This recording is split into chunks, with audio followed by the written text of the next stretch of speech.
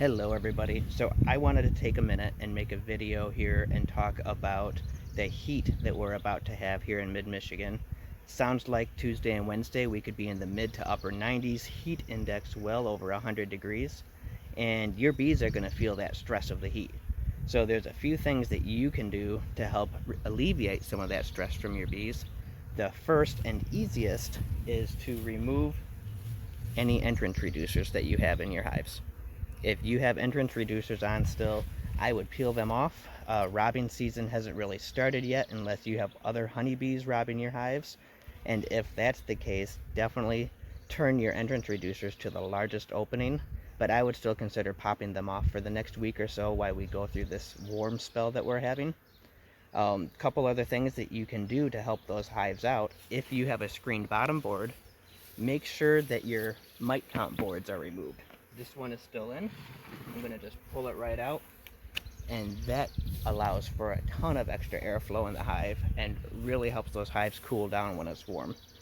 You're going to notice in this heat your bees are going to start bearding and fanning, and a lot of people worry and think that that's a swarm about to happen.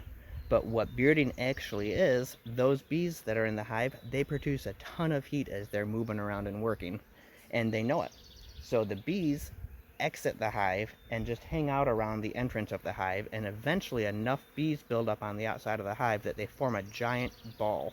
The ball can be the size of a basketball or as small as a baseball, but it looks like a great big beard of bees, and that's why it's called bearding. And that allows all of that heat that those bees would normally be putting off to not be in the hive and to be on the outside of the hive. The fanning that they do is actually really neat. The bees will line up on the bottom board and on your box, and they line up usually in a very specific pattern to allow the best airflow, and they flap their wings for hours, and that actually creates enough extra airflow going in and out of the hive to regulate the temperatures. So your bees will also help naturally cool down the hive. Something else you can do after you remove your entrance reducer, as long as you have normal outer covers, you can lift that outer cover up, set the entrance reducer on top of your inner cover, and then put your outer cover back down. Your outer cover still won't push forwards or backwards, but now it's elevated enough that it's going to allow extra airflow through the hole on your inner cover. That's going to help a whole lot when that sun's beating down on top of your hive and when those bees are getting some stress out of the heat. The only time that I would not recommend doing that and elevating your cover is if you have a migratory cover.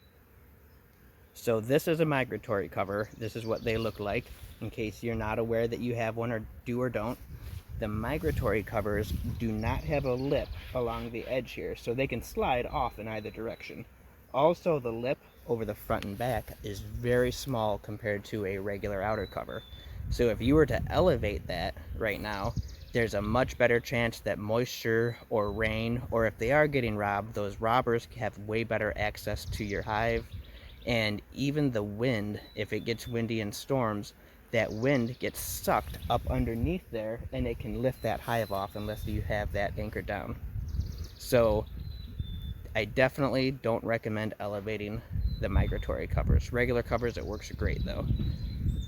So make sure with this heat coming up that you get out and you take a look at your hives. You don't want your bees stressing over something like that all week long, and you don't want to have any brood or any wax get destroyed from this. It's a great way to kill off some mites if it gets warm in there and keep the wax moth away, but it stresses the heck out of your bees at the same time. If you have any questions on how to do any of this, or not sure what you have going on or what you should do, definitely ask. I'm always happy to help. You can shoot me some pictures on our Facebook page if you're wondering about bearding, or if your bees are actually swarming or not. It's a huge difference in the way it looks, and a lot of new beekeepers just don't recognize the difference and worry about it. So hit me up if you need to. Otherwise, enjoy the beautiful weather that we're having all week this week.